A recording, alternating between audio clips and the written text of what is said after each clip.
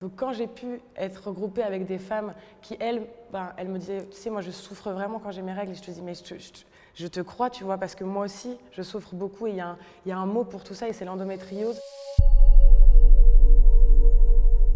Je m'appelle Libellule, j'ai 23 ans, et je vis avec l'endométriose. Alors moi, j'ai eu mes règles, je pense, je crois que c'était genre vers 14-15 ans.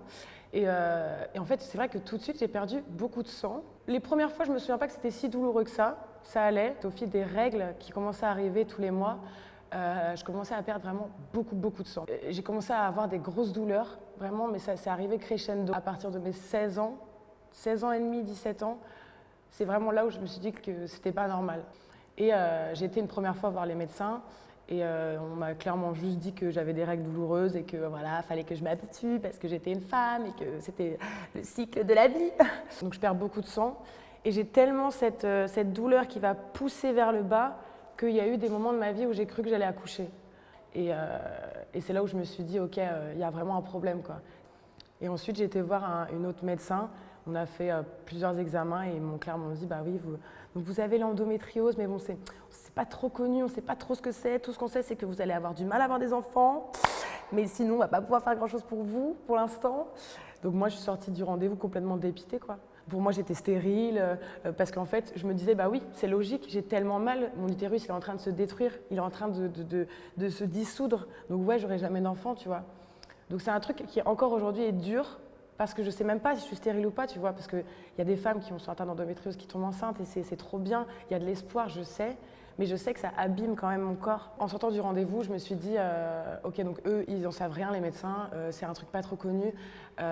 Du coup, je vais regarder moi-même, je vais taper juste endométriose sur Internet. J'ai trouvé un espèce de forum où il y avait plusieurs femmes qui en parlaient, et c'est là où je me suis rendu compte qu'en fait, on était plein.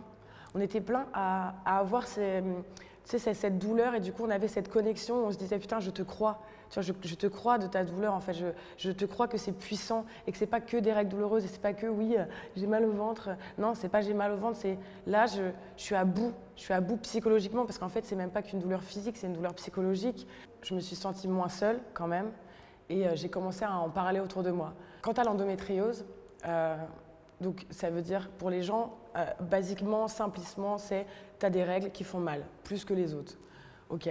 Mais quand tu es en crise d'endométriose, entouré de gens qui ne l'ont pas, qui ne pourront jamais ressentir ce que tu as, on te prend toujours pour quelqu'un qui fait de la comédie, qui abuse. Ah, vas-y, t'as une femme, t'as tes règles, t'es un peu dans l'abus, tes hormones, nanana.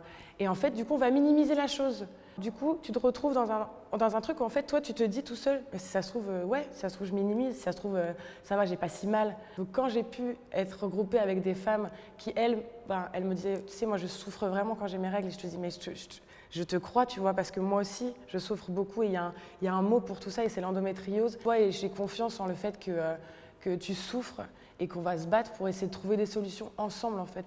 Parce que si on fait tout seul, c'est trop dur. En fait, on peut pas faire tout toute seule. On a besoin de soutien. Et on a besoin de soutien des femmes, on a besoin de soutien des hommes, on a besoin de soutien de tout le monde pour nous croire et nous aider à aller mieux.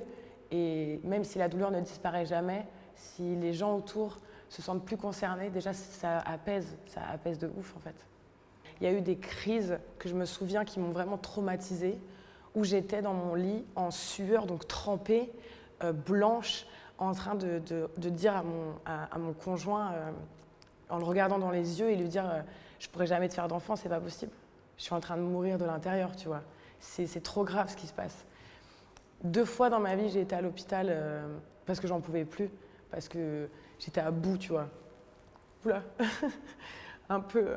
Et en fait, les gens à côté, ils peuvent rien faire. Et c'est cette détresse aussi de tes proches aussi, il faut en parler parce que tes proches, ils sont là, mon mec, il est là, il essaye de me donner de l'eau et juste, il n'y a rien à faire à part attendre parce qu'aujourd'hui, il n'y a pas encore plein de solutions.